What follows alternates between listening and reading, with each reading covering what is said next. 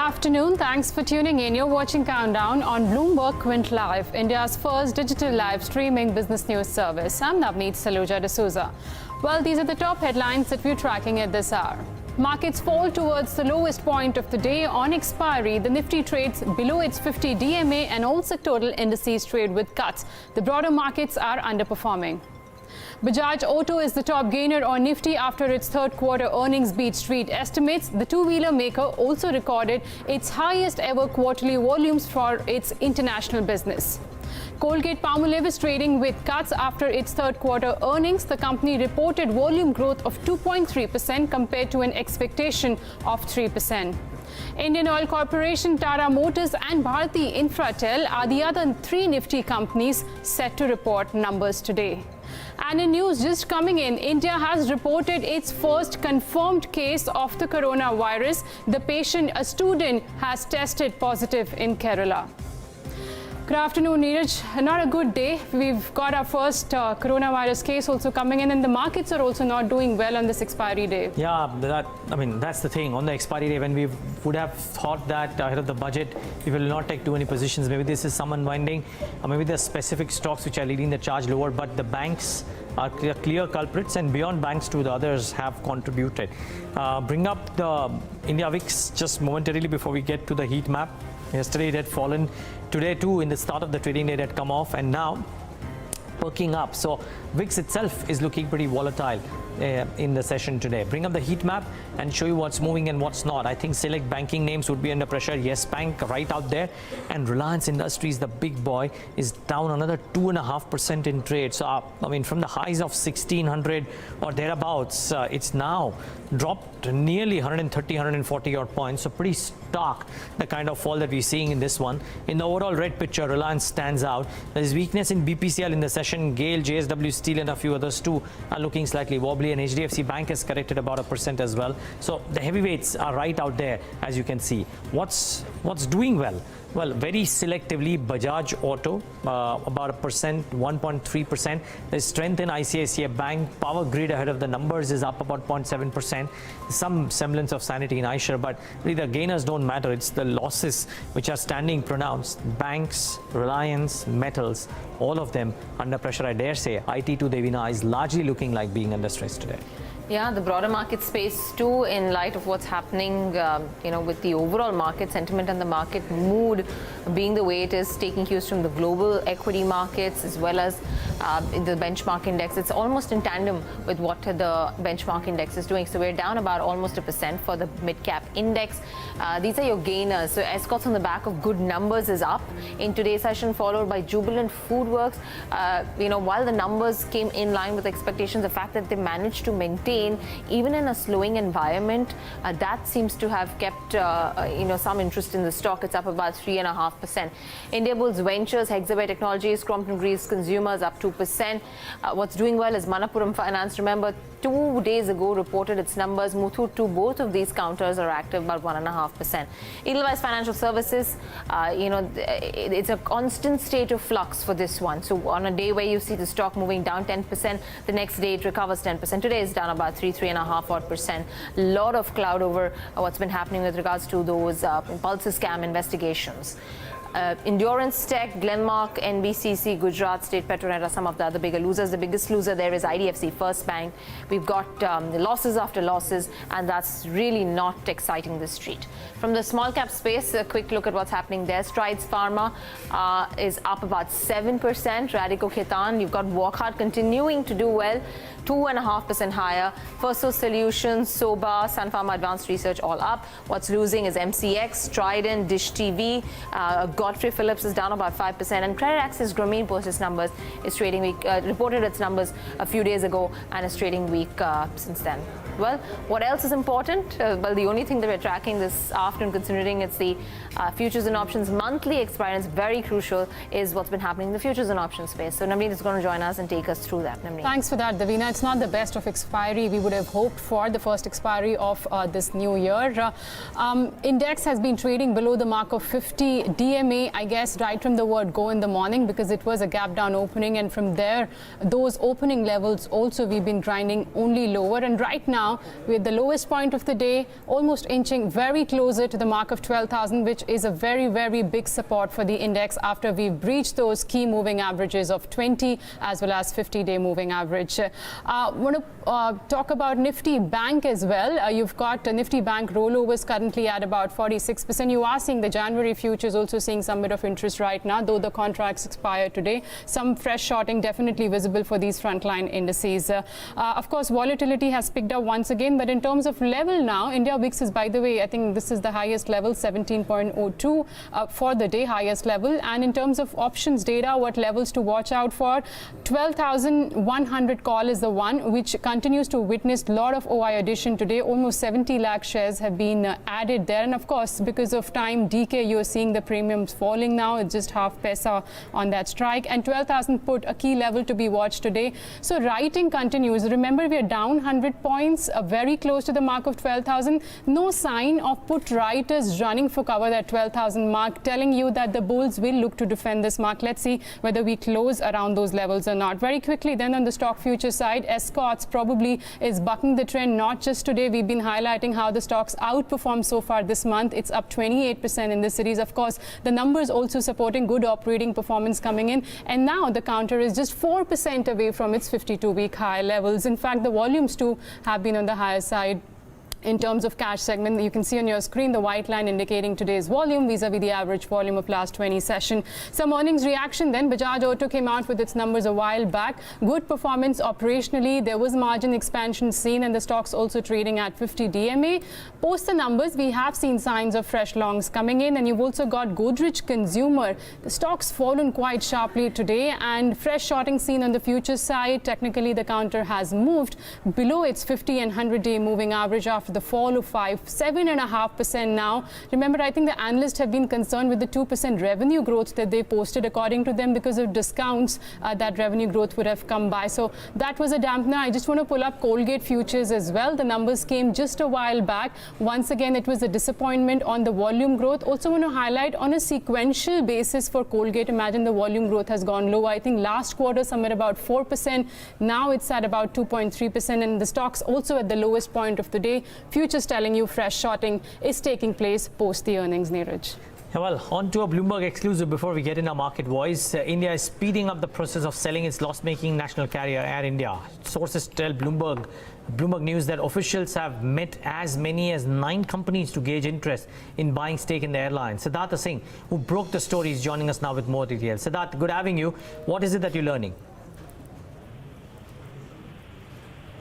Siddharth, can you hear me? Okay, I just think he may not be able to hear us, but this is essentially the piece of news. Now, there is a lot of hue and cry around this Subramanian Swamy street about how he's not in favor of this and why he should sell family silver, etc. has gotten people wondering whether or not this can go through. But apparently, Indian officials have met as many as 9 companies during roadshows to try and gauge the interest, and these are the names of the companies as well. So pretty interesting. We'll try and get Siddharth back. Shailendra Kumar of Nanolia is with us though. And before we get to the market, Shailendra, thanks for joining in. Just a quick thought here, in a nutshell, if Air India does find some response, would you view this as a big positive? Surely, this would be a very positive step. You know, the earlier attempt of selling Air India had not got any success, but this time the way the deal has been structured, taking a large part of a debt and real estate of the Air India separately in a different company, which will remain with the government, and the operating business and operating debt side of the business to the new buyer. It's a very strong move. I think the current economy condition that is there, government has to come out with these kind of innovative method for aggressive asset monetization. So very welcome step. If everything goes right, it will be a very good positive for the Indian market, overall economy as such. Well, interesting how many number of people are wanting to or happy to buy into this airline as well. This is what our sources, the Bloomberg sources indicate, Navneet. But You've got players like SpiceJet, Interglobe Aviation, Tata Sons, all names appear in that, according to Siddharth's story. yeah, and of course, we don't know the extent of the valuations at which these deals, as and when they happen, and the timeline as well. I mean, on BPCL, it was a ready asset wherein you wouldn't have had issues, but still finding some time. But Siddharth Singh is back with us now. Siddharth, can you hear me? Yeah. Okay, Siddharth, good having you. Thanks so much. Can you tell us a bit about what you're learning with regards to Air India? See, basically, government is very aggressively pushing the strategic sale of Air India. We know that already the expression of interest is out. And before doing all that, government has already done its homework and due diligence. They've already met about 8 to 9 companies and who are actively looking to buy out Air India, which includes British Airways and also the local companies like Indigo, SpiceJet and the Tatas. And what we are learning is that Indigo has shown the maximum interest. In fact, they have gone and given a reverse presentation to the government saying why they are the best suited to buy Air India. Okay. Well, and I'm guessing the timelines on this are completely uncertain, but any thoughts out there? Okay. Okay, I think there is a bit of a patchy line issue that we have with regards to that, but we've got the crux of the story, so do watch out for this. Okay, now Shailendra is with us. Shailendra, the market is a bit nervous today. Is this expiry-related issues, or do you reckon something else is at play? See, for last a week almost, the whole global market has come down, with all the China virus news, etc. And remember, for the last many months, the global market was one way moving up and up. So a kind of reason also to book profit with this negative news coming. So I think this is a kind of profit booking going on. Look at our market also. We are hardly carrying any derivative position. So our market is very light right now. Most of the rally which happened in the last 2 months happened mostly into mid and small cap space, genuine cash buying. So there is a good amount of absence of leverage, you can call it, and which ensures that this kind of a profit booking will not have a very larger fall kind of impact on the market, because the market is light in position sense. Okay, and the markets are also at the lowest point of the day. Even the broader markets, remember, they've succumbed to selling pressure. They've been outperforming so far for the series. You had mid-cap index, which is up about 7%. Banking index has underperformed in the January series, which is down about 4%. And Nifty is also down about 1%. So let's see whether moving ahead into this year, the broader markets can outperform or not. But Shailendra, in terms of earnings, couple of earnings which have surprised the street. I think the biggest one yesterday was Bajaj Finance. Some time back, we also got Bajaj Auto's number. Good operating performance we've seen due to cost efficiencies for a lot of these companies. Even in this environment of slowdown, they've managed to either sustain their margins or even expanded by a few basis points. Any takeaway from the earnings season so far, according to you? See, if the Q3 number that we are seeing right now, if there could be one headline, it would be margin expansion. So look at most of the names which has given good results. So you had United Spirits few days back, you had Escorts yesterday, Bajaj Auto today. So most of these numbers, if you look at, the margin has expanded very nicely. So Indian corporate, looking at the bad or tough economic environment that we are in right now, are doing their acts properly, trimming down the flaps and getting their cost structure in a proper shape. So in this result, if one thing is very positive among many corporates that I am seeing right now, that they have very nicely improved their EBITDA margin. I'm not talking about the PAT margin. Even the EBITDA margin has gone much better for most of these good results.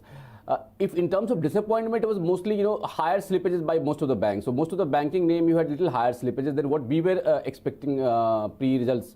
So that pocket where a little bit of concern appears. But otherwise, in consumption, in auto space, look at Bajaj Auto and Escorts. Both are auto names and both had seen excellent margin expansion.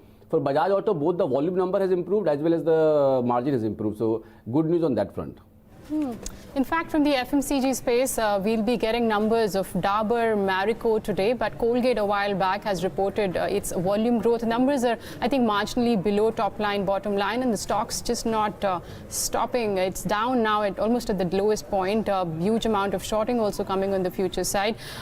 Too early to comment, Shailendra. I understand not many companies have come out with the numbers, and this will actually give us a good gauge of rural demand as well, the FMCG earnings. What are the expectations observations and any reaction from Colgate's volume growth, which has contracted on sequential basis? Right. So Colgate volume growth per se has surprised most of us, including our analyst. We were expecting higher volume number. But market will take this rural volume, coming down drastically in a hopeful manner. After a long time, you have a food inflation right now in the economy, which favors the farming community, the rural community as such. Also, interestingly, with the good rain last year, we had our reservoir are like almost all-time high water level is there. So next year you are a little covered in terms of how the monsoon plays. So rural surely is underperforming the urban. Rural was the main growth driver for 17-18 calendar year, but 19 it was rural which has dragged the overall volume in most of the consumer names. But I think as we progress this calendar year, rural will come back. If in the budget, if there are some more provisions for rural spending increasing, that will be even more positive. So I think this current quarter volume, degrowth in many of these name market will digest somehow. Okay. But Colgate is not getting digested thus far. 4.5% lower now. It's $70 off from the levels that it was trading at today, and that's a serious drop that we're seeing in the big boy. Let's wait and watch what happens there. One final question from my end, Shailendra, and when we look at the big boy Reliance Industries, the last few days has been under some serious stress. It's down about 2.5% today, now sub 1450. It's 150 points off from the levels that it was at. What's this nervousness about, and can it continue, or would you reckon that we'll see some buying now?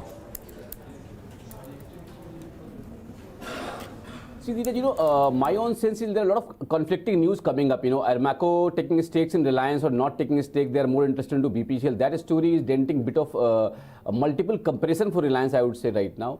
And Reliance, if they are not able to, monetize some of their refining and other assets which they are willing to right now, then the kind of a capex they still have for other part of the businesses appears a little bit stressed in that sense. So a little bit of nervousness, but I think still they generate so much of a cash flow that I think at a lower valuation it will again find buyers. So right now the confusion with the Aramco, this thing is playing on a Reliance stock. Yeah, but that confusion is certainly dragging the stock lower. Let's wait and watch how much further. Take a moment to thank you, Shailendra Kumar, for joining in today and giving us your thoughts. Really appreciate your time. Well, that's the view from Narnolia Securities. On to some earnings, and a couple of them. Start off with SIS India as the first company that we speak to on the show today. Revenues up close to 19%, while net profit rose over 30% compared to last year. Margin too expanded. Let's talk about the quarter gone by and the outlook ahead with Mr. Vamshidhar Guthikonda. He's the president of M&A and Investor Relations with the company. Mr. Guthikonda, thanks for joining in. Sum up the quarter revenue growth. Let's start off with that, 18%. I reckon this would be in line with what the company would have been estimating, or would you have hoped for more? No, it's pretty much in line with what we've been estimating, as we've always told the market. Around 18 to 20% growth is what we aspire for, and we are pretty much in the expected range. So, yeah, I mean, just to begin, I think it's been a fantastic quarter, despite a few quarters of continuing economic slowdown. To generate a 19% revenue growth YOY and 4.3% revenue growth quarter on quarter, I think is a great testament to our execution skills, and also I think fundamentally what our business model is essentially about, which is very recurring businesses, predictable businesses, right? Because all our segments, whether it's security solutions or facility management, they're almost necessities for customers. Whether the economy is growing at 3% or 6%, you continue to need our services. I think it's a matter of both. I mean, both the industries we are in and our own execution skills, which have been responsible for this great quarter we had. Yeah, the margins too have looked okay, both on a YOY as well as the quarter-on-quarter basis as well. I think compared to the 5.9 that you logged it in quarter to 6.1 is pretty healthy, and on a YOY basis too, it's moved up. What's led to this, and would these be sustainable levels, or is it difficult to predict that? No, again, in terms of margin, we have always said that our sweet spot for margins is between 6 to 6.5%. For the India businesses especially, and for international business probably between 5.5 to 6. Again, we are pretty much in line with expectations, and though all our verticals offer significant potential for operating leverage, I don't think we should be budgeting more than say 6.5 for our modeling going forward, because we'll be doing continuous investments in people, technology, middle management, doing a technology overhaul in the company. So taking all that into account, there will be continuous reinvestment. So if there's any much higher margin we generate, we will probably ideally like to plow it back into the company for future growth. So 6 to 6.5% is a good number to go with, and we will be pretty much in that ballpark.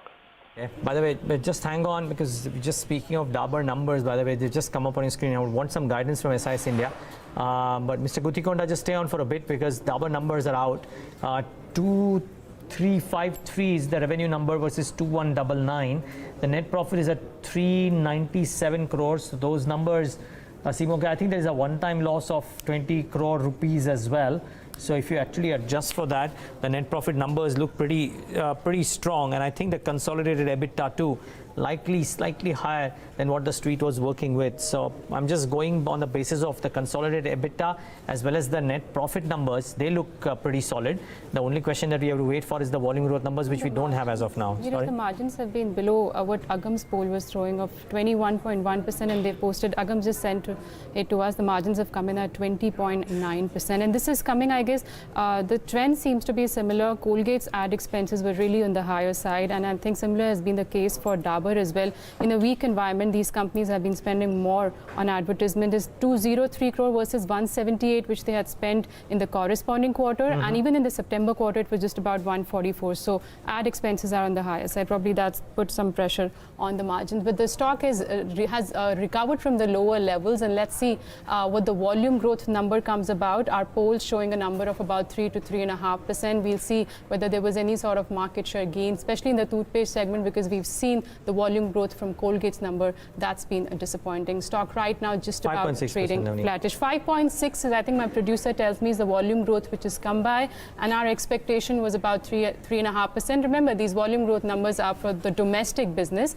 so volume growth is definitely above what the street was penciling in this time around. But the stocks, remember, these stocks have run up also. They are expensive, so maybe this could also be a bout of profit booking that we're seeing on stock prices. Similar was the case for Jubilant Foodwork that we had to see yesterday.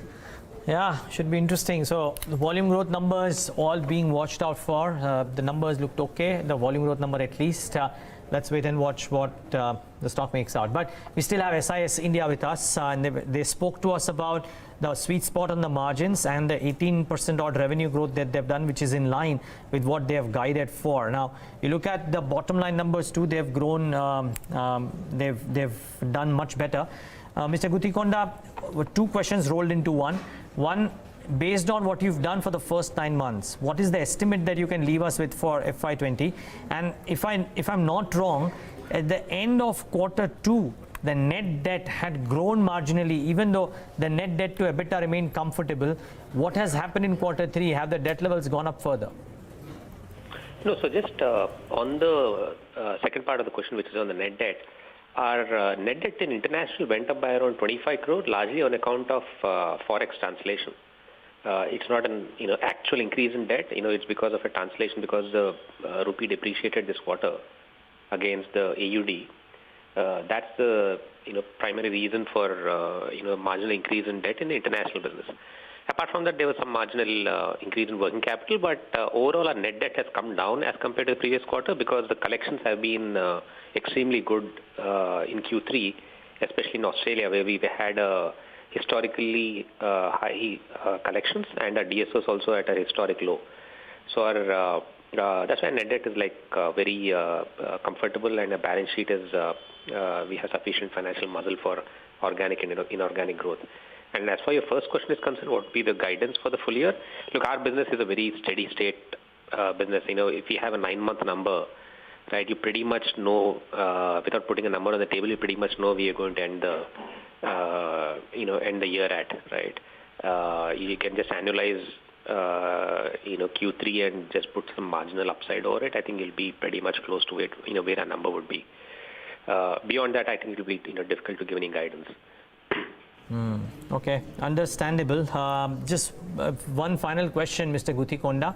You mentioned about Australia, and I thought that you had warned of likely losses in the airport security business in Australia in FY21 because of certain changes there. No material change to that guidance either, right?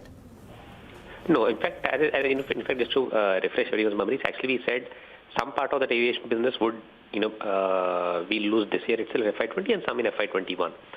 So net of that, actually, we have grown. Net of that, actually, we've grown pretty well in Australia in Q3, as we stated in our earnings release also, to actually counter the losses of the aviation business and to grow over and above that is a fairly impressive achievement by our teams. Okay, we'll leave it at that, Mr. Gutikonda. Thanks so much for taking the time out and speaking to us, and all the best for the quarters ahead. Thank you. Well, moving on to yet another earnings, Orient Cement. Yeah, it's been earnings heavy week so far, and for Orient Cement, the stock which is trading with losses today after a subdued third quarter performance, the revenues for the quarter gone by were largely flattish, while the company posted a net loss figure. And let's discuss actually what were the factors at play with Mr. Deepak Khetrapal, who is the MD and CEO of the company. Mr. Khetrapal, good afternoon, and thanks a lot for joining us. A subdued quarter once again. There's a degrowth in top line. I think realizations were also down for the quarter. Volume growth down. What would you attribute these numbers to? Is it a slowdown in the demand environment, or there are some operational parameters also? No, whatever's, let's say, subdued, as you call it, the performance is largely a result of the, I think, overall slowdown which has been known in the industry, known in the market throughout the last quarter. I don't think it comes as a surprise to anyone. The whole industry, and particularly if we look at the situation in southern India and more importantly the states in which we have large exposure, which is Telangana, Andhra Pradesh. In those markets, I think it's been a complete meltdown in demand with the Andhra Pradesh situation being known to many people regarding all the projects are held up there. And also in Telangana, the drop is because till 2 quarters back, a huge amount of construction activity on the Kaleshwaram project was being carried on by Telangana government, which obviously was consuming a lot of cement. The moment that project gets completed, obviously there's no other project of similar size which is coming in to replace that demand. So these are the two factors because of which the degrowth in Telangana, Andhra Pradesh combined is being estimated at in excess of 25% in Q3 over the same quarter last year. And even other markets that we operate, Maharashtra, our estimate is that Maharashtra has not grown, but there the degrowth has been limited to a marginal about 1% or so. So nothing to do with our internal operational challenges in terms of not being able to deliver what we had to. But the slowdown in the demand of cement largely in AP Telangana and also partly in Maharashtra state, which as we all know is the largest consuming state for cement in India. And for us also it's the largest state for our sales. And that has impacted.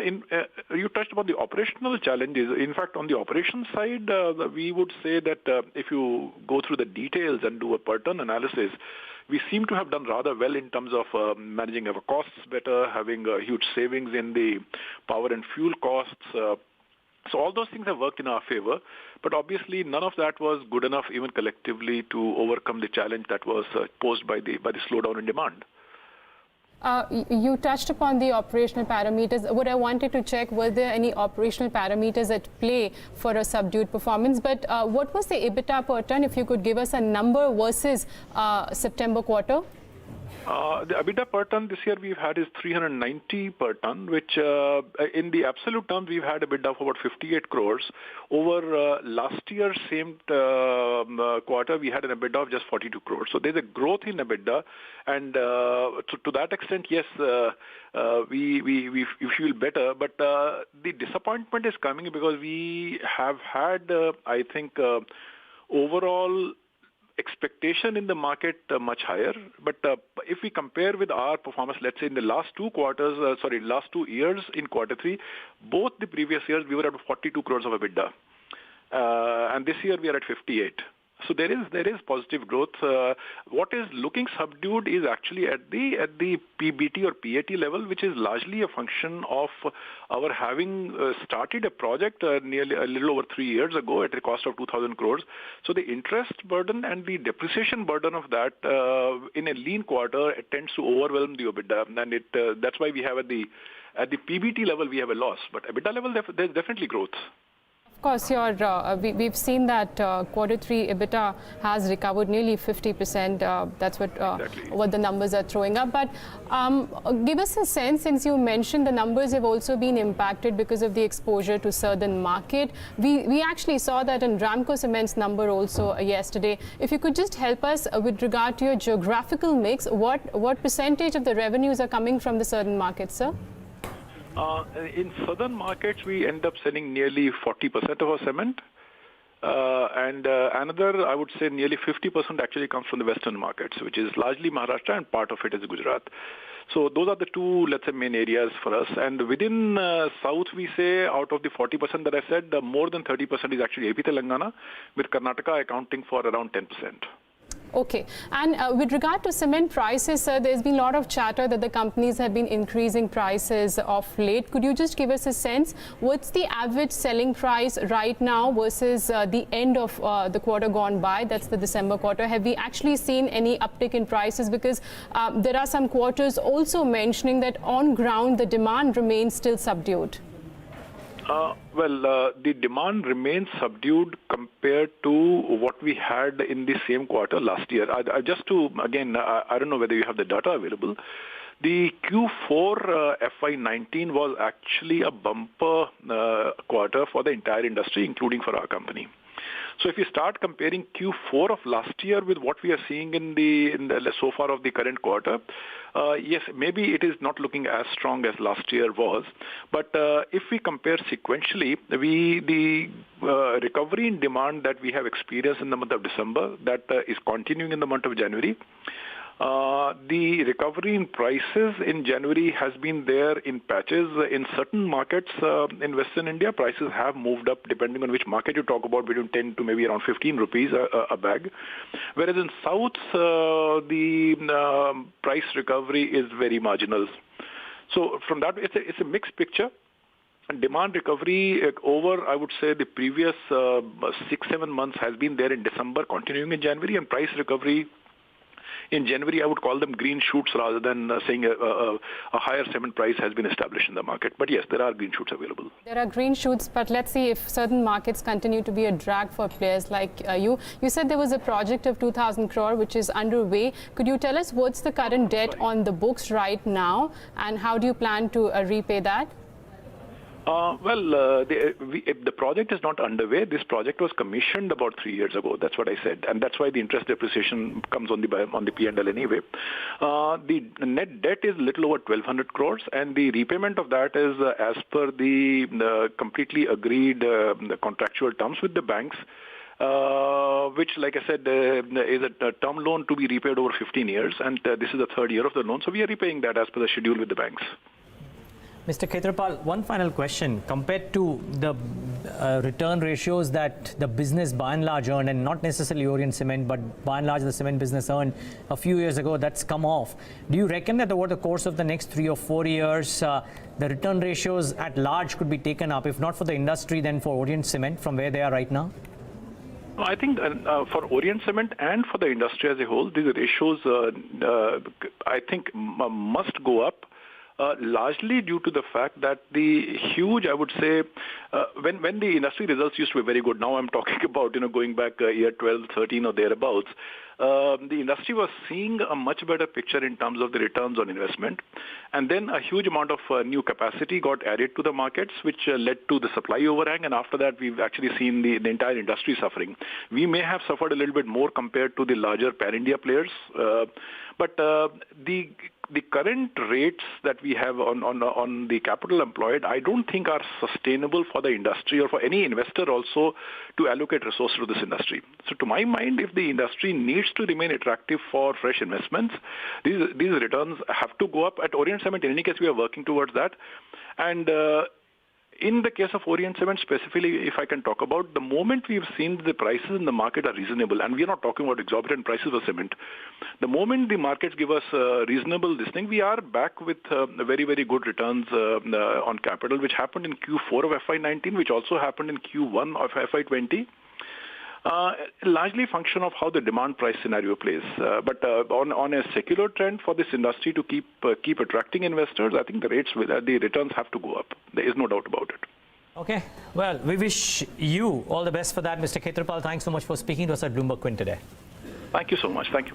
Well, that's the view from Orient Cement. The stock down about 4% in trade. Cement has a chalk and cheese quarter, I must say, this time around. Some of the one or two rare companies have done okay. Otherwise, a lot of them have kind of fallen off the boil. Yesterday it was Ramco Cement which cracked. Today, Orient Cement is down about 4.5%. But today, speaking of cracks, the market is looking slightly wobbly too. Let's first get in our experts, technical experts, very quickly to give us some initial thoughts on how they're approaching the markets currently on this expiry day. Kunal Rambia with us on the charts, as well as Aditya Agarwala. Gentlemen, both of you, good afternoon. Thanks for joining in. Kunal, quick thoughts here. Are you taking it trades on the Nifty or the Nifty Bank? Yeah, hi Neeraj, good afternoon. We saw the trending day today. It was clearly downtrend, and that's what we discussed a couple of days back also.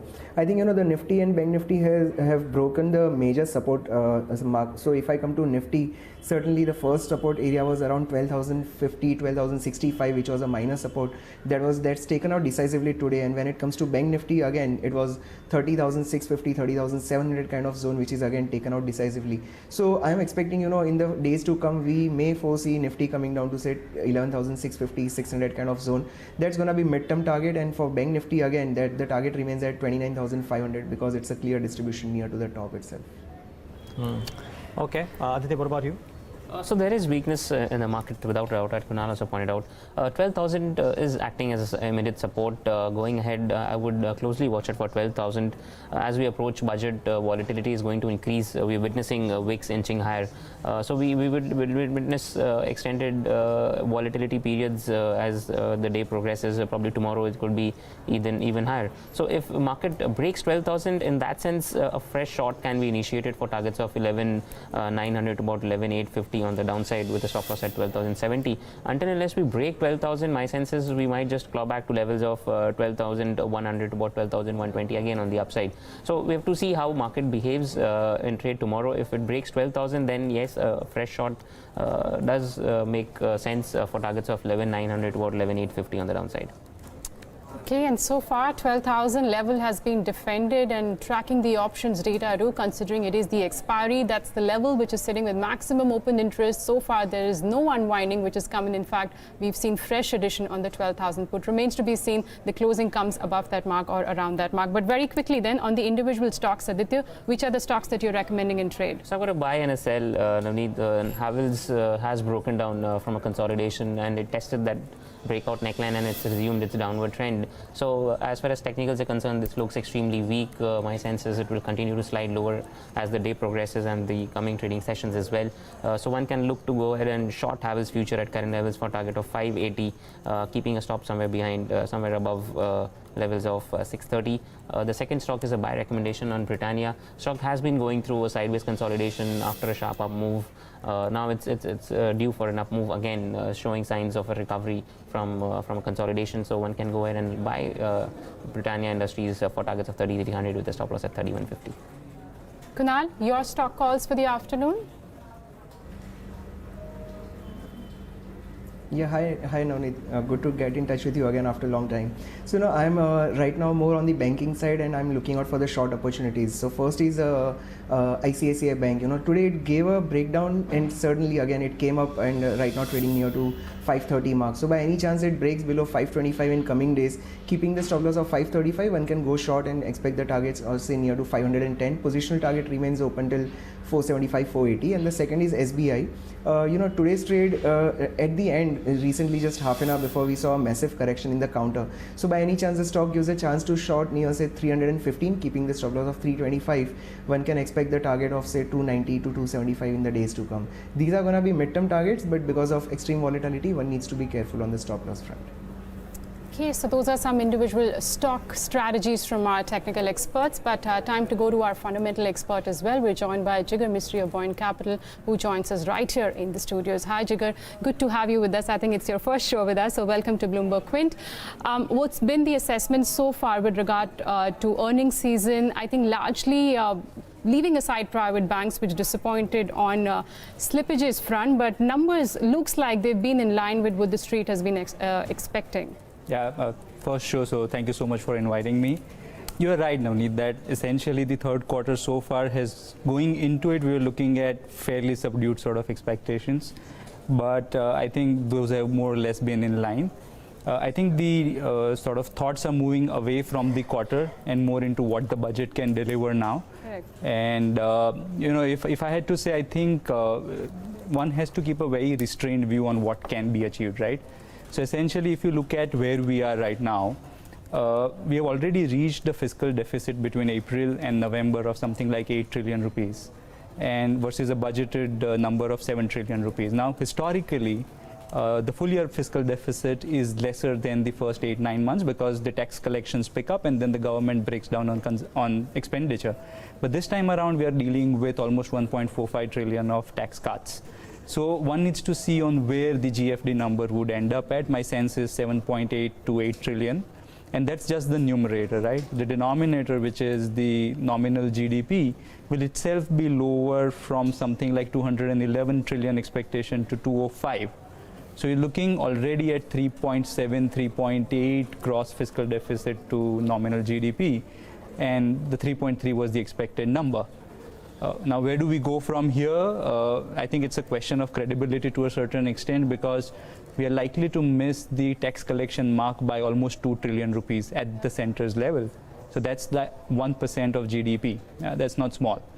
And if we budget it right, then we'll be looking at FY21 from a revenue standpoint, which is equivalent to FY20, which is roughly 23, 24 trillion. And that would still, if expenses are still growing at the nominal rate of inflation. So you're looking at gross fiscal deficits of something like 8.5 plus, which will still get you to 3.8, right? So the question isn't what gives, right? The question is how to allocate it. Correct. And the question, if I'm asking myself, is essentially that, let's say, the key decisions will break it down to three fronts. One is whether to expand or consolidate on a fiscal standpoint. The second question is if you consolidate, then whether you increase expenditure or give income tax relief. And the third essentially is that if all of that doesn't work out, whether you stimulate the rural or the urban economies, right? Now, the government spending was something that is entirely driving the 2Q GDP, 15.5% versus 4.5%. So now you can't slow down on that. And whether to stimulate urban versus rural, you essentially have to take a call. I think the inflation is very good news and something that needs to sustain. The reflation of economy is a great thing to have happened. And I think that's where we are taking our cues from. So let's assume it's not capital side, but revenue driven. The question is then, therefore, does that stimulate the volume growth numbers for some of these consumption names? I'm just trying to link it back to the markets crudely. Now, we've seen what's happened this time around. The volume growth numbers have looked very, very iffy. Colgate just released 2.3. Dabur domestic was 5.3 odd, and that was reasonably okay. But different companies are giving out very different displays of what Q3 held for them on volumes. What do you think could happen over the next 12 months with or without whatever the FM does in the budget? I think the road to recovery is not going to be a V shape, right? 4.5% real GDP growth. If you look at private consumption, that was up 5%.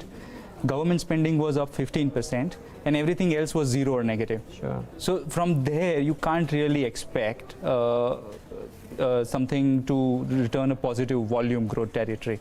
Now, what can bring this back? I think what many of the commentators are missing is the fact that what 7.35% handle on inflation means, right? The food beverage CPI was 12.2% and non-core was 3.6%.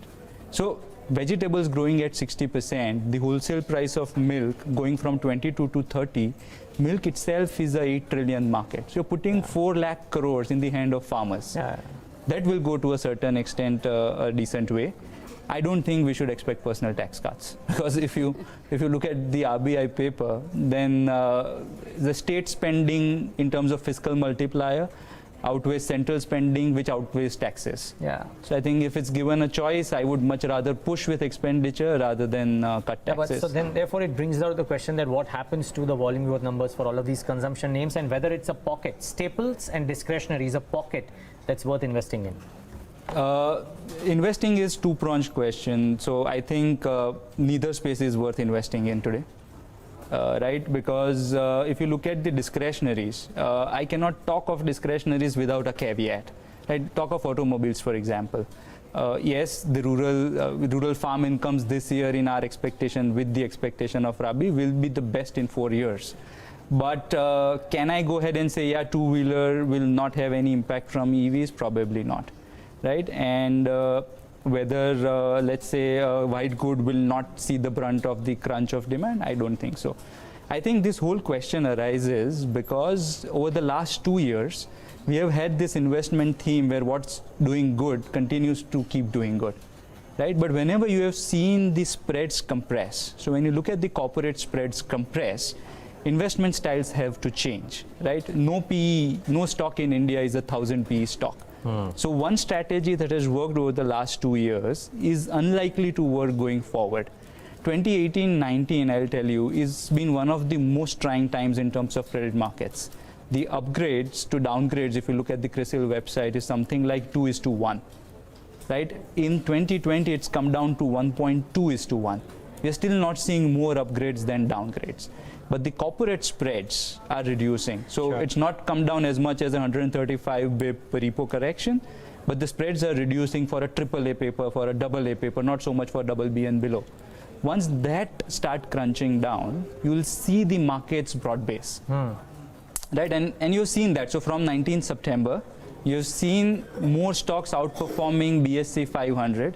Over the last 1 month, 70% stocks, so 350 stocks, have outperformed BSE 500.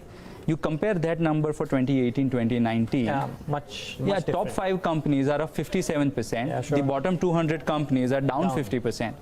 So I think there has to be a U-turn in terms of how investors approach the investments going forward vis-a-vis what it has been over the last 2 years. But Navneet, speaking of what the consumption pack is doing, I think Jubilant Foodwork, how did you guess Just looking at the stock. that stock has done remarkably well today, 1831. Yeah, and I think that's what we were mentioning yesterday. Most of the stocks had already run up so much, and the same-store sales growth number that they have posted, it was the second quarter of outperformance on sequential basis in a slowdown environment that we've been talking about, and probably that's the reason. In fact, a couple of brokerages too this morning, they've increased the target price on Jubilant Foodworks. Aditya, it's now at 52-week high, 1830. Would you advise to cover longs, or one should stay put and expect higher levels from here on as well? It's a tough question to answer, Navneet, because till yesterday it was looking it's going to break down because there was back-to-back 2 days of weakness as far as Jubilant Foodworks was concerned.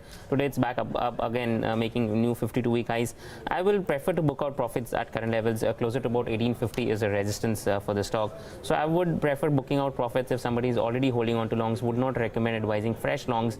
Probably on declines to levels of 1750, one can again look to initiate fresh longs, but not at current levels. If you're holding long, it's prudent to book out profits at current levels. Yep, and the other one, I think your top F&O gainer is Escorts, we've been highlighting, and that's going from strength to strength here. Kunal, on the charts, I guess it's just 3 or 4% away from its 52-week high levels. 808 now on Escorts. A lot of long positions are coming by even at current levels. What would you advise doing on Escorts now?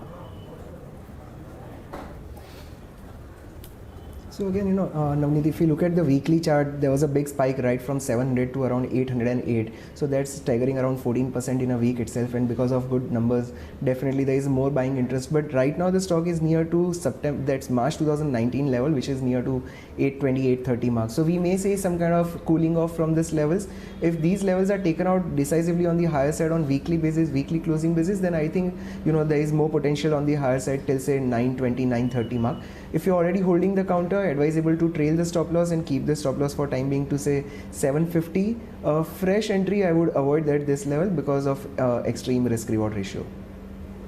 Jigar, the QSRs, I mean, I know you mentioned that Staples is not a great pocket, but QSRs and the same store sales growth that the two listed ones have shown, do you like them? Absolutely, yeah. I think QSR essentially is a interesting space to be in.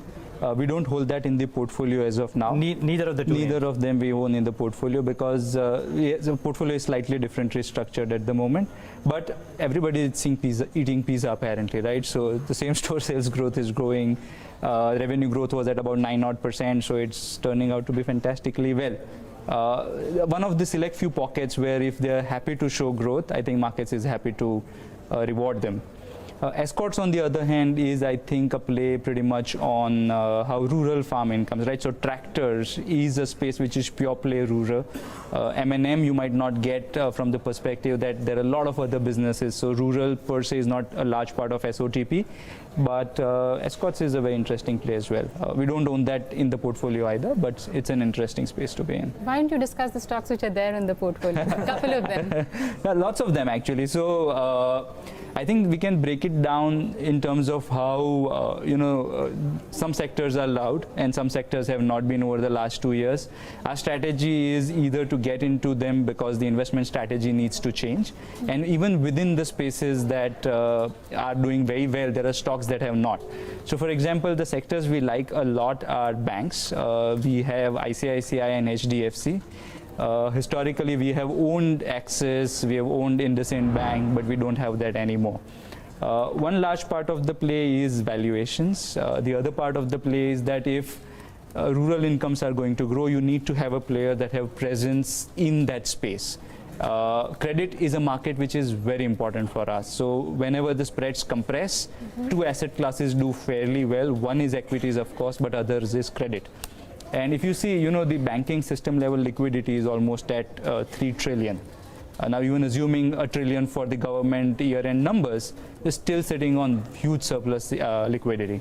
So banking is one sector that one must have in the portfolio. We have ICICI and HDFC. Insurance has run up a lot. So HDFC Life is trading at 6 times price to embedded value.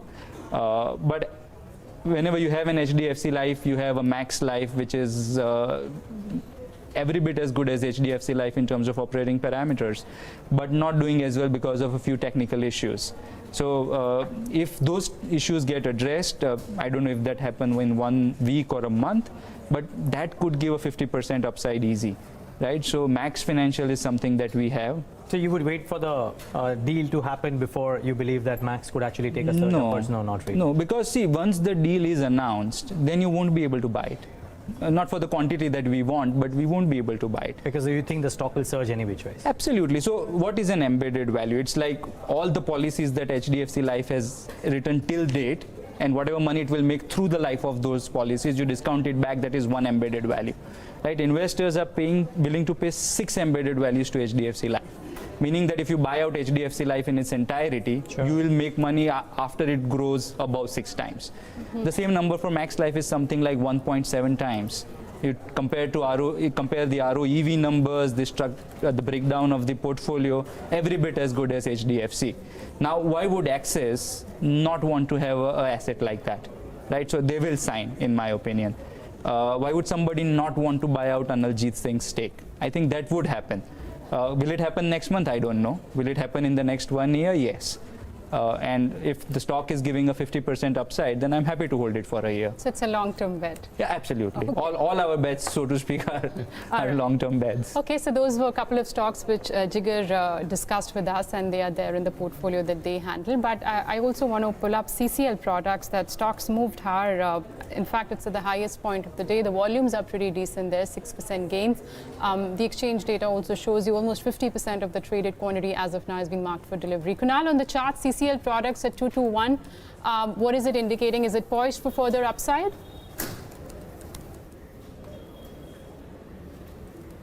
So when it comes to TCS, it's near to all-time high, and the previous high mark was 2260, 2270. So that's a multi-year high. Once it reaches that level and it surpasses that level, then probably this is entering into a new trajectory and a new rally may emerge. But till then, one needs to wait for the long position to get really into the portfolio. I think this counter for time being is again finding some kind of supplies in the market. For time being, 2160, 2155 was a strong support which is taken out decisively. Again, on the lower side, expect the counter to reach again back to 2075, 2080. But I'm waiting for the stock to make a all-time high closing, and once that comes in, I think this can be the portfolio stock for next 2 years again. Okay, we'll watch out for this stock as well. Let's focus now on the broader markets and find out what's made it to Sharad Dubey's list of the Fab 4 stocks of the day. Sharad, good afternoon. Good afternoon, Neeraj. The first stock is Vaibhav Global. The stock is up more than 7% today, and it's one of the top gainers of the Nifty 500 index. Well, the revenues have increased by almost 10% to almost 563 crore, but there was an EBITDA expansion of almost 130 basis points due to lower manufacturing expenses, and also strong growth was seen in the UK and US markets. Up next is Strides Pharma, which is also up almost 5% after it came out with a stellar group of numbers, with the net profit rising almost 3.6 times to almost 101.7 crore rupees. The regulated markets continued to show traction, but the management did speak about the emerging markets that remains a concern, and the US market showed a growth of almost 62% to almost $66 million. We are talking about Escorts, the next stock, which is up almost 8%. Fresh longs were seen with a high open interest of 61% and volumes trading at almost 8 times its 20-day average. It came out with its results yesterday itself, and the margins surprised the street. And the last stock of the day we are discussing is CCL Products, which is up almost 6%, its highest level seen in almost 3 months. And also yesterday in the bulk deals, it was reported that Norges Bank has actually acquired almost 20 lakh shares. That roughly translates to almost 1.5% stake in the company. Back to you. Okay, thanks a lot for that, Sharad. So that's a few stocks that you need to monitor. You also need to monitor Dabur India. By the way, Parag Milk Food results on your screen. Keep that at the back of your mind. But Dabur reported a domestic volume growth of 5.6% in the third quarter. Other parameters were largely in line as well. Joining us to talk about the numbers and the quarter gone by and the outlook ahead is Lalit Malik, the CFO of Dabur India. Mr. Malik, good having you. Thanks so much for joining in. And a pretty decent performance on the domestic volume front. Let's start off with that and then get on to the other parameters. What would your thoughts be on the volumes for the quarter gone by, and how is January shaping up? Well, I think when we look at the volume growth for this quarter in line with the overall industry performance, I think we are very positive compared to the industry, because overall there has been a consumer sentiments slow and overall seems to be either muted or decline market sentiments. But in that, our 5.6% volume growth is positive, because we have gained market share in almost all the categories except 1 or 2, but we have gained the market share in all the categories. So in the muted market scenario, we have gained the market share through our own activation initiatives and strategy. I think that has been positive as far as Q3 is concerned. When we talk on the current, the muted sentiments continue to prevail even in the month of January. So we have not seen any positive trend yet, and the liquidity crunch as well as the low consumer sentiments continue to drive the overall market scenario. Mr. Malik, the biggies for you, which are dominant in the spaces, Chyawanprash as well as juice brands, already high and gaining substantial market share. Is this organized pocket getting more pie of the shelf from the unorganized, or are you actually getting market share from some of your larger organized players as well in these categories? Well, I think it is both ways. When we look at the Ayurvedic sector, it is also from the branded product competitors as well as unbranded. We are getting the market share. As far as juice category is concerned, I think we are getting more from the branded category, branded competitors. We are getting the share. So I think it is a mixed bag, category over category, where we are getting the unorganized sector conversion into the Dabur brand, as well as from the competitors we are getting it back. One more point I would like to add at that since we are expanding in the rural markets, that is where more unorganized sector is getting converted into Dabur. So that has been the split between rural and urban. As far as urban is concerned, it is more from the branded products we are getting the share.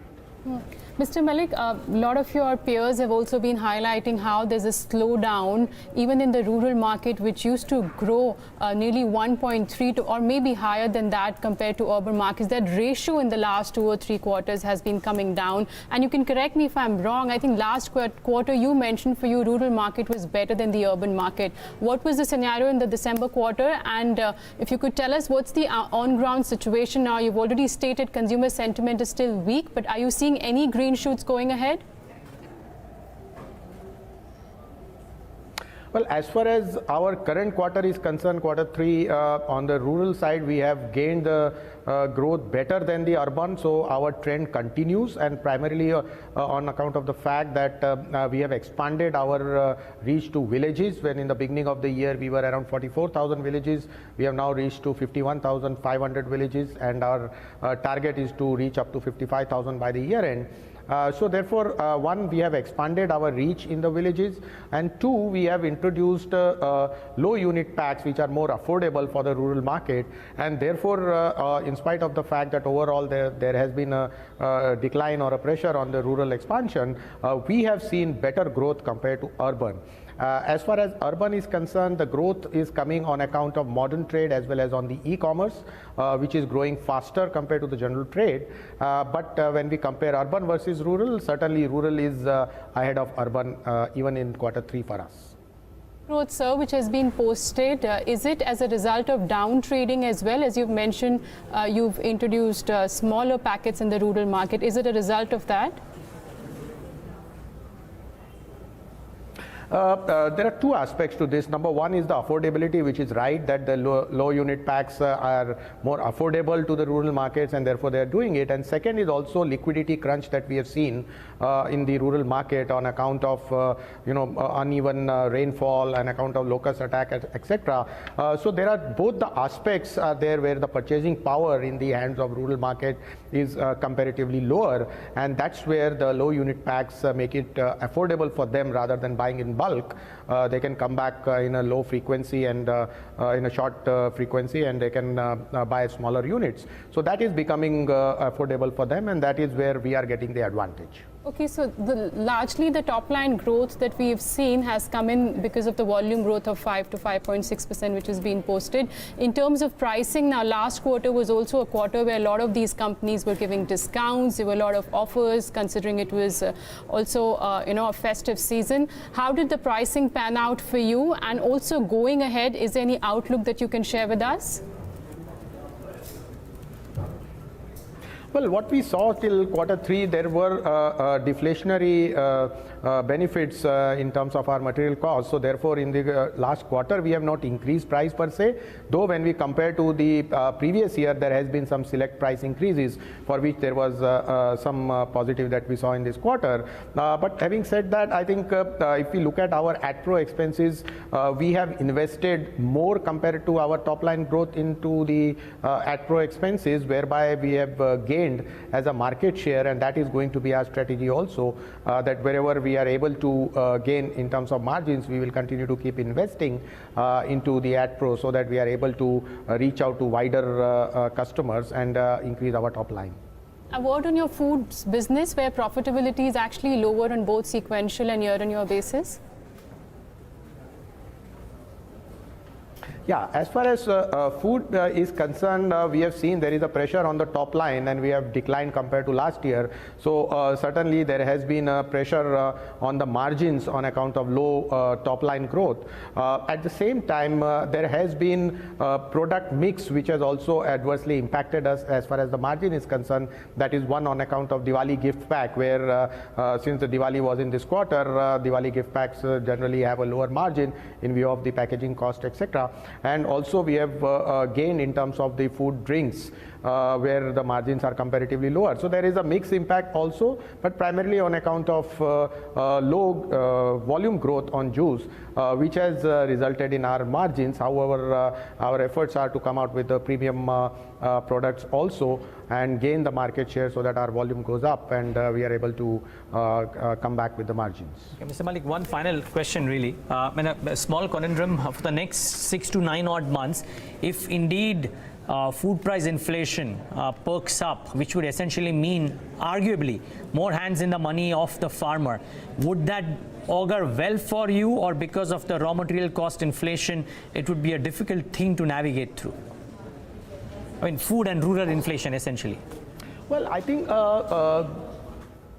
sure. See, I think inflation to some extent is always positive because it boosts the demand in terms of the purchasing power in the hands of the consumer. However, it has to be seen in terms of the synergies one can drive so that the cost disadvantage is not passed on in the form of price increase, because then the benefit will get wiped out. So therefore, I would say to some extent inflation coming in the rural market will help to boost the demand, but it has to be within the affordable limits so that it can accelerate the demand, and through synergies one is able to continue to provide the products at the similar price without increasing the price, which can affect adversely to the pockets of the rural market. Mr. Malik, before we let you go, what's the guidance that you can share with us with regard to volume growth for FY21? Well, as far as our current year is concerned, I think we have always maintained that for the financial year 1920, we will be closing the year by mid to high single digit volume growth, and we maintain for the current fiscal, which is 1920. All right, Mr. Malik, we'll leave it at that. All the best for the quarters ahead, and all the best with the market share gains as well. Thank you very much. Well, that's the CFO of Dabur India. The stock has come off a little bit. By the way, some numbers on your screen. So while Dabur is one thing and 2.5% lower, it's just been a very heavy news-heavy show. IOC number is up on your screen as well. The net profit up at 2339. This is largely in line, maybe marginally off from the levels that the Bloomberg poll was estimating, and EBITDA versus an estimate of 6468 is at 6650. So that too largely, I mean, it can maybe marginally higher than what the numbers were. And look at that, the margins too, 5.34 versus 5.2. Not a big needle moving set of numbers from Indian Oil Corporation. Not that it was anticipated, but nevertheless, just a steady state number, about 1.2%. The stock correcting right now. I think Sumit Sarkar is what I would probably want a view from Jigar as well on this one, or the OMC space at large. But let's first get in Sumit Sarkar because he tracks this very, very closely. Just give us a small detail of what else is he reading. Maybe Sumit has got the access to the press release as well and some other details. Sumit, good afternoon. What are you making of these numbers? Well, the numbers are pretty much in line with what the analysts were expecting. Now, if you see the revenues of the company, they have come in at 12% higher, at close to 1,24,600 crore rupees. The EBITDA number has come in 86% higher, at close to 6,650. Now, analysts were expecting this number to be close to 6,450 crore rupees, but this is slightly ahead of what analysts were expecting, and that is mainly on the back of a strong performance coming in from the petrochemical division of Indian Oil Corporation. Now, if you see the petrochemical division's EBIT, now that has come in at 513 crore rupees as against 494 crore rupees last quarter. Now, analysts were expecting a decline in the petrochemical business because of weak product spreads, but the numbers have come in ahead, and that's the key positive number that has come in for Indian Oil Corporation. We are still waiting for the GRM numbers to come in, and that will come in at the presser, which is at around 3:30, and there was no press release so far, so we are still to get in the details of inventory loss and inventory gain that the company has incurred in this quarter. But that should be in line with what the analysts were expecting, because overall the numbers have come pretty much in line. Analysts were expecting the inventory profit to be close to 1,300 to 1,800 crore rupees, so that's the number that we are keeping an eye out for. Along with this, we also have to watch out for what the GRM number is for Indian Oil Corporation in the third quarter. Now, on the bottom line front, the company's net profit has come in around 2,300, while the EBITDA margins have come in better at 5.3% compared to 5.2% last year. So overall, the numbers are pretty much in line with what the analysts were expecting, but we still have to wait out and watch out for the inventory gain number, the gross refining margin number, and the debt number of Indian Oil Corporation in the presser. The 9-month GRMs are at $3.4 per barrel, and there's a forex loss of about 181 crore, which has been reported, Neeraj. Yeah, well, I know Mayuresh tracks this closely, but let me just take a quick check with Jigar if he looks at these numbers on these companies at all. Not really. Not really. I don't really think this is an interesting space to be in. Oil per se is not something that we think is going to move a lot.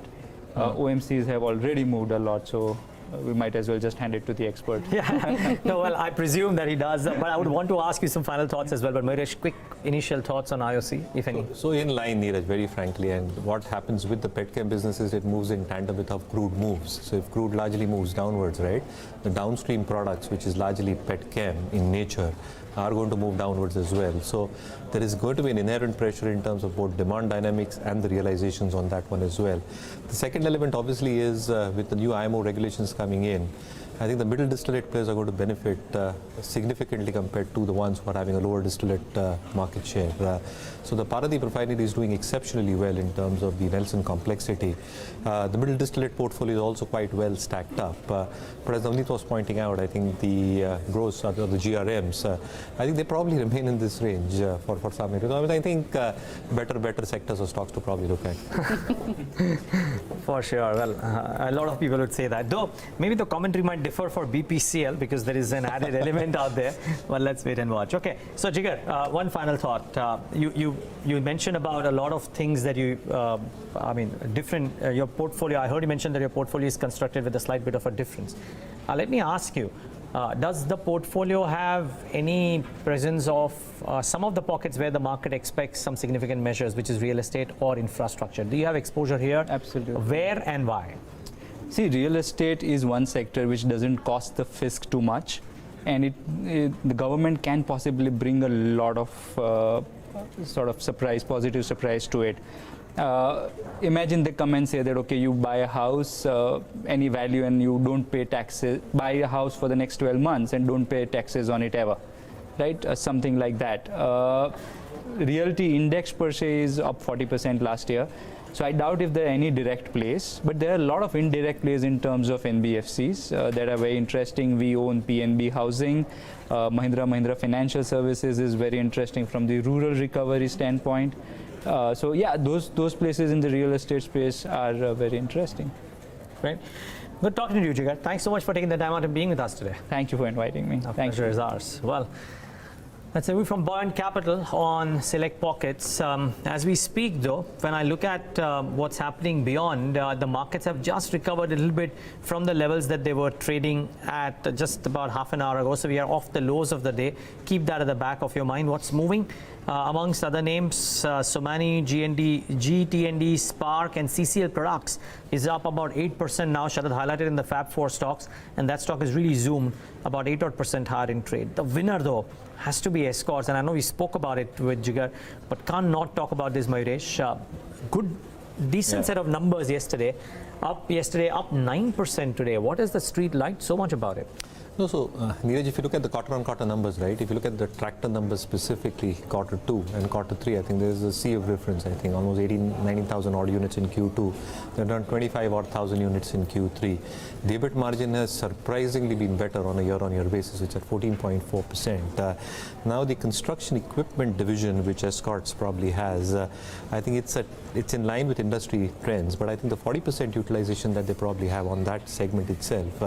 And if you look at the 9-month performance, they've sold almost 3,100 odd units there compared to 4,100 units. So there's a definite drop out there. But I think there is a significant expectation that as infrastructure spending will go higher, right, and the government is cognizant of the fact that it needs to pump it through. So I think when you talk about roads, when you talk about a lot of the other stuff in terms of infrastructure requirements, I think the construction division is expected to do relatively better. I mean, not as worst as probably this in this fiscal. The railways, though small part, I think is performing exceedingly well. So I think if you combine all these factors together and then look at the balance sheet dynamics in terms of the debt on their books, very, very minuscule debt that Escorts carries on its books. They are very, very confident in terms of maintaining that 11-12% EBITDA margin going forward as well.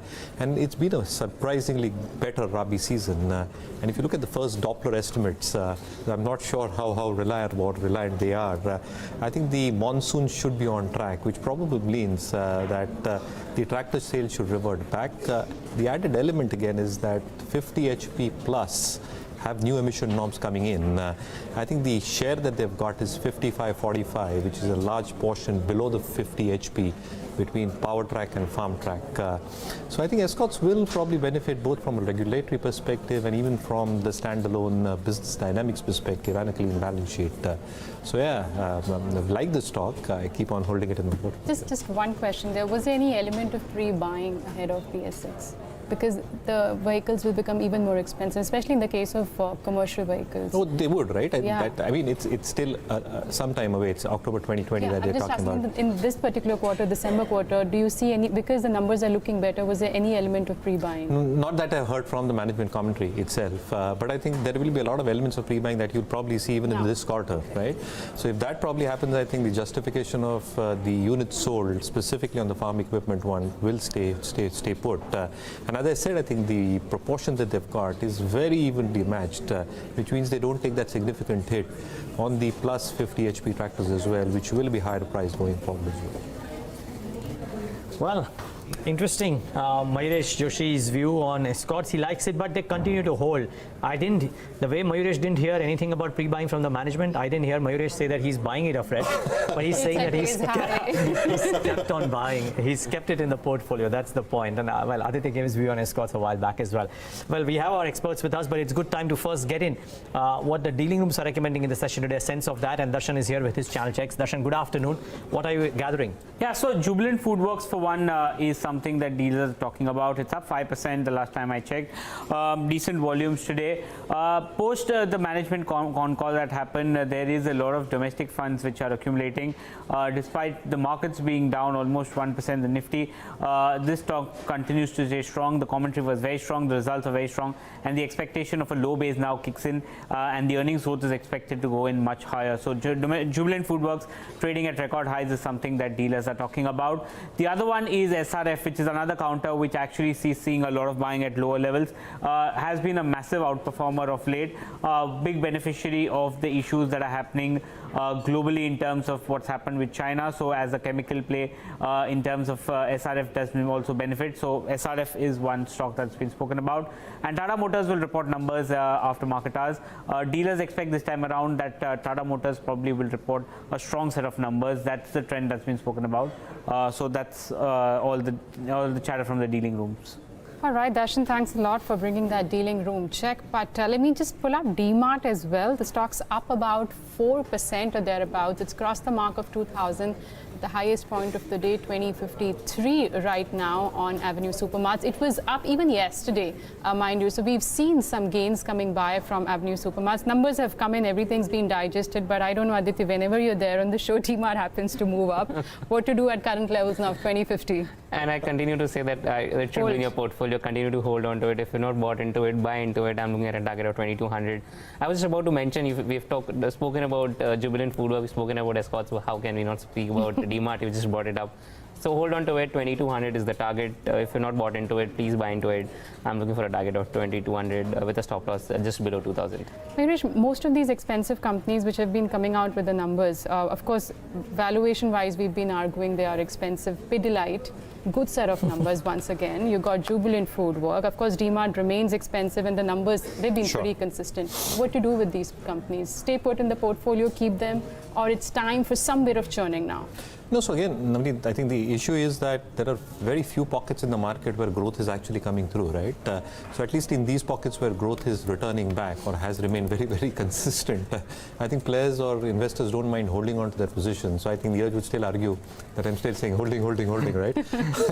Obviously, you have to have that valuation stack up and the kind of expectations that one has. So I've always maintained that it's not the price earnings multiple that you should probably be looking at, but the price earnings growth multiple. Right? So the growth is coming through, and as growth will return to normalcy, say in examples or terms of bank credit, which is languishing at 8%, if that starts growing at 12-13%, and the cyclicality in terms of the consumption trends moving along quite nicely, I think these players benefit even more. But at that point of time, I think would be the right time to get off these stocks, because the other players which have not performed well will really start performing well on a low base. So these players might do very, very well in conditions like this, but once the conditions normalize, I think these players will have a reasonable stable show, where investors probably would not like to have a stable show at that point of time and would like outperformers. So I think I play it this way around. I think I hold on to the stock till the cycle turns. I think for the better, right?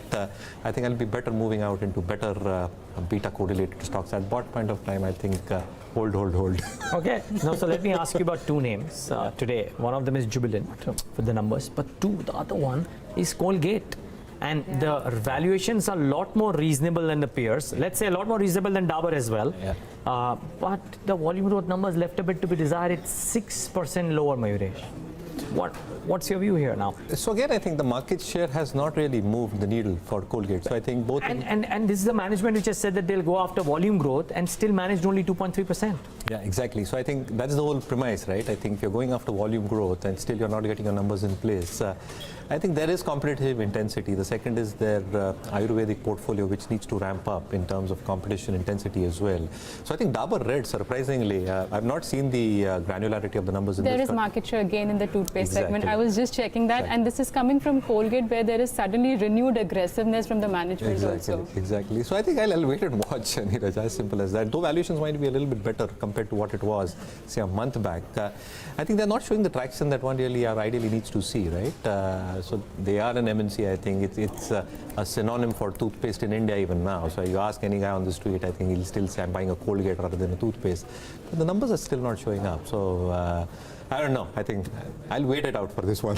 Yeah, well, might be a prudent strategy. Yeah, well, let's wait and watch. What happened? 6% lower for this one. Okay, we'll get in a chart check too on this one. But first, let's get in the closing strategies from both of our experts. Aditya, to you first. What would be your top closing strategy? So I'll stick with DMart. I somehow like the trade that is showing long on DMart. Hold on to it for targets of 2200, not in a day or two, but yeah, and coming probably a few trading sessions, you might see 2200 scaling on DMart. Second, I would continue with a short on Havells. Stock continues to slide lower, make lower lows. It is trading at the low point of the day. My sense is it will slide down to levels of 580. So a fresh short can be initiated on Havells for targets of 580 with the stop at 610. Kunal, what about you? Your top closing strategy? Yeah, Neeraj. So if I look at the indices, indices are giving closing near to the day's low. So I think, I'll stick to my guns on being short on the index front itself. Bank Nifty, I think, can be shorted at this level also, and on the rise to say 30,800, 850 kind of zone. Keeping the stop loss of 30,900, one can expect the target of 29,500. On the other side, we saw, post numbers of the Maruti, the stock came down significantly and trading since 2 days near to the low itself. Right now, it's near to 7,015, 7,020. 69.75 remains a very strong support for time being. If that's taken out on the lower side, then the stock is expected to head towards 6,400. So for time being, yes, I am short on the same counter again. 7,100 can be placed as a stop loss, and on the lower side 6,900 first target, and post that 6,400 can be the second positional target.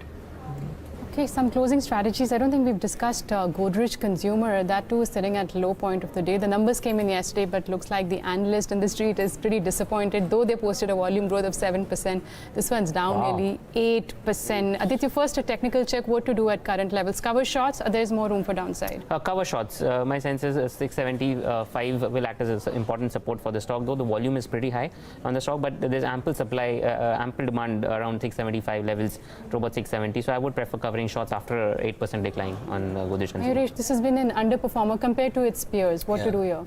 Well, wait it out, because the numbers were not very encouraging, at least as I'm concerned. 2% top line growth. Exactly. So I think even though it's a 7% volume growth thing, right, I think they've gone for volumes at the expense of realizations, right?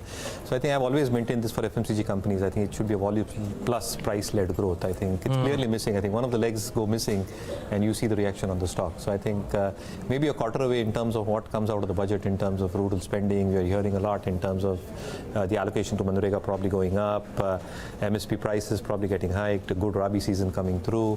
Rural has done actually 0.6 of urban. So I think if rural starts coming back because of all these factors combined together, maybe there is some hope in Q4. But largely again, I think I'll wait on the sidelines. Let's see till the action actually starts coming out on numbers. By the way, as much as it is a consumption-led day, because I can't take my eyes away from Colgate, somehow it's 6.5% 2.5% down now, 1387. Emami is down about 6% too, by the way, so keep that at the back of your mind. The other set of stocks which are cracking are some of the financials. So IDFC First Bank, we know 7% down post these numbers. Shriram Transport Finance is down about 6%. Watch out, we've spoken about this in the past, that if the CV portfolio of IndusInd Bank as well as some of the others Kotak was not good, Shriram Transport Finance, which I think releases numbers somewhere around the 1st or thereabouts, might also be under pressure. I don't know if that is the reason, but the one that has cracked the most is Piramal, down about 8%, the top loser on the BSE mid-cap index, part of that index I reckon. Rights issue allotments happening, I believe, right now. Is that the technical reason why this is correct, or is there something more, Mayuresh? Not too sure, Neeraj, but again, I think the real estate portfolio is something which has already dampened the spirits in the stock, right? And how much do they recognize in the numbers to come is going to be extremely critical from earnings perspective. The second element, obviously, is maybe technical adjustments in terms of what might or might not come through.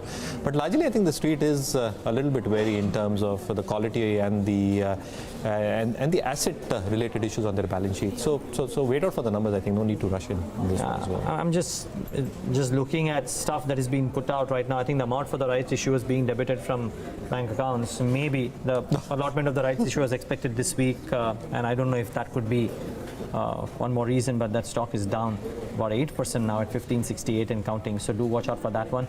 A stock that's consistently looked weak is Glenmark, which is also down in trade today now at 319, and this would be close to 52-week lows. So do watch out for this one as well. It had seen some massive volumes in the December quarter, as Hemant was saying the other day, but somehow it's not seeing the bottom. So not the best of days for this one either. It's a day of a lot of pain points for a lot of stocks. Mayuresh, take a moment to thank you for joining in today and giving us your thoughts. Really appreciate your time. Thank you. Well, we're very close to market close, market shutting off. Just one quick question each on the technicals from each of our experts. Piramal Enterprises, Kunal, 8% lower now, 1562. How does it look on the charts? So Neeraj, if I look at the entire formation on the weekly chart, the stock is in decent consolidation right from September 2019 till now, and the top being say around 1775 and the bottom being around 1350, 1345. So that's been the consolidation phase. Right now also it's facing the supply zone. I mean the same level on the higher side is acting as a resistance mark, which is a supply zone. So for time being, certainly on the lower side one can expect the stock to take a support near to say 1430, 1435. But there is no trend in the counter itself. It's a positional distribution counter right from August 2018 till now. So there are no buying or selling new levels which are emerging. One needs to watch out for say at least 1430. If that's taken out on the lower side, new fresh short position can be initiated. Otherwise there is no major trend as of now on the chart. No major trend, but well, the stock is certainly under pressure. Gentlemen, stay on. Let's start wrapping up the markets first, and then we'll talk more about some individual pockets, because consumption has surely been the key space to monitor today. And now we will speak about maybe some of those stocks. Let me talk about the indices first. Down about 1%, nearly 1% for each of the three key indices, at least on the large cap front, and then the mid cap and the small cap indices should also come up on your screen. 1.7%, 2 days on a trot now. We've actually had the smaller stocks underperform compared to the large caps. It's been not been the kind of performance that we've seen for the better part of the month. The last 2 days have been different. Keep that at the back of your mind. Well, let's first take a look at what's happening at the large cap end. And Bajaj Auto, Power Grid, ICICI Bank, iShares. I mean, there are a few stocks which are gaining a little bit in trade, but nothing too meaningful. But look at the losers, and there's just a lot more strength and the ferocity with which the losers are correcting. So Yes Bank down 5. Bajaj Finserv maybe erasing the losses of gains of yesterday's session, but the pain points are here. Reliance Industries down substantially from the highs and continues to fall. There is weakness in almost all of the metal names. Hindalco symptomatic of that, 2.5%. There's weakness in IndusInd Bank on a brokerage downgrade, and there's a weakness in a BPCL as well, in addition to IOC. So across the board, through various pockets, I think we've had some weak moves today. HDFC Bank 2 down about 1%, by the way. But Navneet, 2 days on a trot now ahead of expiry, or rather on expiry day as well. We've had the mid caps and the small caps underperforming. I don't know if the market believes that now there is no capital gains tax altering. Yeah. So let's just get out of the sketchy names. That's right, Neeraj. In fact, the focus now shifts to budget and the fine print, what comes out from that. Though on monthly basis, mid-caps have outperformed, but clearly today and yesterday was a day when we did see some bit of underperformance. Small cap index closing with cuts of 1.5%, mid-cap 2 down about nearly 1.3%. But a lot of individual stocks which were moving around today, and Escorts, call it the stock of the day. What a move. In fact, just going into numbers this month itself, it was up about 25 to 26%, but 9% moves and 2 or 3% now away from its 52-week high level. Signs of long positions continue here. Jubilant Food Works. Yesterday maybe was a day of profit booking once the number came in, but clearly yes, the same-store sales growth did show improvement on quarterly basis, sequential basis, that is 5% higher. Manappuram, the gold financing companies, they continue to do well. So this one also closing with gains of 2%. CCL products from the small cap space did well today. In fact, it was up on good amount of volumes as well, 6.5% higher. Weber Global was at 52-week high. Stock gained about nearly 6 to 7%, closing at levels of 1,057. And what a move DMart had today, 4% higher. In fact, in a weak market, then you tend to see these quality companies moving higher. 4% gains for DMart. Pidilite, good set of numbers on across parameters. Good commentary also coming in from management, 1.5% gains here. On the losing side, GCPL was your top F&O loser, down about nearly 6 to 7%. The numbers, of course, disappointed the street. We discussed Piramal Enterprises, that one too witnessed selling pressure. You had Colgate, which disappointed with its volume growth this time around at 2.3%. Then you had result reaction from IDFC First. Profit booking may be kicking in for companies like NIT Tech, which had run up. And again, Apex Frozen Food, even the shrimp companies were moving higher, so profit booking kicking in on a weekday. And surprisingly, I don't know what went wrong with MCX today. That stock also corrected quite sharply. This one was doing well in the last 3 or 4 weeks, but closing with cuts of 8 to 8.5%. Neeraj, I think the only takeaway would be the bulls defended the 12,000 mark, which was a key support on the downside, but I don't know if that gets taken out tomorrow. Largely today was a function of expiry. No, but you know, while we are at it, and markets are important, Navneet, but this is a strange piece of news. The Press Trust of India has put out a statement from the Goa Chief Minister Pramod Sawant saying that people of the state of Goa will not be allowed entry into casinos operating in Goa from February 1st. This is a very strange diktat. I mean, it's had its impact on Delta Corp, and that stock is correcting. Any reason citing that? Well, no, I think they've mentioned that we had said this in the floor of the House some time back, and now we are going to implement it. But this is as absurd a statement that can come in, and as absurd a law that can come in. How can you bar and a state people like of one Goa, particular which state? derives its monies from so they are not tourists. barring tourists, but they are barring Goans from entering the casinos. Just the only Goans. Goans, just the Only Goans. the Goans. Yeah, and Whoa. this That's is discrimination. This is very strange, but it has got its impact on Delta Corp, and I wonder if this will not be the end of it, because while yes, tourist revenues are the bigger revenues, but this is very strange. Absurd. Yeah, this is very strange what the announcement has come in like, and it's having its impact on Delta Corp. So unfortunate for the stock. But anyways, we just wanted to bring this to the notice of our viewers. Getting back to markets, I mean, they are defending what 12,000 in some fashion whatsoever, but banks certainly taking the stick, and I guess the volumes today will also tell you a picture, because I guess they would be higher. Yes, of course, on the expiry day, let's just pull up, not the highest ever volume, but yes, above the mark of 30. In fact, the weekly expiries have started to witness more volume. NSE cash turnover, Neeraj, has gone up. I think this is the highest that we've seen in this week. Yeah, and the contributors, just very quickly, just want to bring up, because I think Reliance and HDFC Bank would be right up there, and not surprised there. 31 points for Reliance, 2.5% down. It negates almost any kind of resistance that any of the others wanted to give today. Okay, that's the market setup. That's how we're closing, but let's get you some closing thoughts. Just last trading day before the union budget tomorrow. Kunal, what would be the approach tomorrow when the market opens? So Navneet, the way we are discussing about this market since almost now December, distribution pattern. So certainly there is no buying as of now from my end. I'm not finding any good opportunities even in say large cap, which seems to be in decent correction since now couple of months. So I would wait for the counter and the indices to even come down further. On my side, I think the indices once comes down by say at least 5% from the present level would be the most comfortable zone to think of buying. I'm not denying the fact that the mid caps and the small caps have outperformed. That may just continue.